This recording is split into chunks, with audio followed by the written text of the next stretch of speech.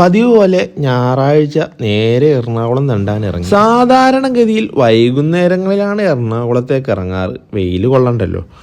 ഇന്നെന്തായാലും രാവിലെ തന്നെ ഇറങ്ങി. ഭക്ഷണം കഴിക്കാതെയാണ് ഇറങ്ങിയത്.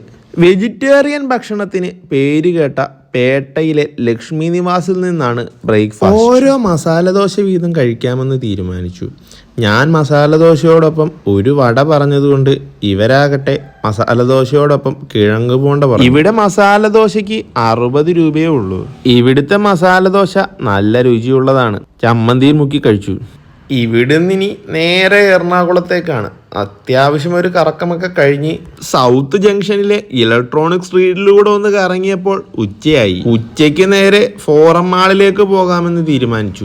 സിനിമയിൽ വൈറസ് ബാധിച്ച വിക്രം നടന്നു പോകുന്നത് പോലെ ചേട്ടൻപുള്ളി നേരെ തൊപ്പിയൊക്കെ വെച്ച് മാളിലേക്ക്. അപ്പ കളിയാക്കിയത് കൂടാതെ വീഡിയോയിലും കളിയാക്കുമെന്ന് മനസ്സിലായത് കൊണ്ട് പിന്നീട് സാധാരണ രൂപത്തിലാണ് നടപ്പ്.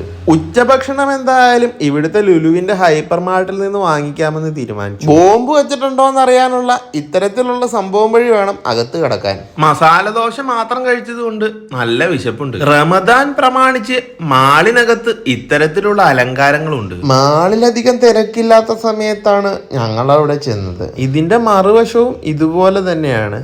കുറെ ആളുകൾ അവിടെ നിന്ന് ഫോട്ടോ എടുക്കുന്നുണ്ട്. എല്ലാ ആഘോഷങ്ങൾക്കും മാളിൽ ഇത്തരത്തിൽ എന്തെങ്കിലുമൊക്കെ അലങ്കാരങ്ങൾ ഉണ്ടാകാറുള്ളതാണ്.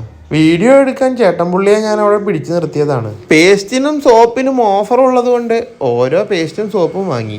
ഹൈപ്പർ മാർട്ടിൽ 1/2 കിലോ ബിരിയാണിക്ക് 150 രൂപയാണുള്ളത്. 2 ബിരിയാണി വാങ്ങി. 153ഉം 156ഉം രൂപ വീതമായി. 170 രൂപയ്ക്ക് 2 ബ്രോസ്റ്റഡ് ചിക്കനും 60 രൂപയുടെ ഈ മുന്തിരി ജ്യൂസ് എപ്പോഴും വാങ്ങാറുള്ളതാണ്. ചേട്ടൻപുള്ളി ചിക്കൻ പീസ് തൂക്കി നോക്കി ചെറുത് എനിക്ക് തന്നു. 156 രൂപയുടെ ബിരിയാണി ഞാൻ ആദ്യം എടുത്തത് പുള്ളി അറിഞ്ഞില്ല. പിന്നീട് മാളിന്റെ ഓരോ മൂലയിൽ നിന്ന് കുറച്ച് ഫോട്ടോസ് എടുത്തു. ഇനി നേരെ വീട്ടിലേക്കാണ്. ഇതാണ് ഇന്നലെ ഇൻസ്റ്റാഗ്രാമിൽ മ്യൂസിക് ഒക്കെ ഇട്ട് അപ്ലോഡ് ചെയ്തത്.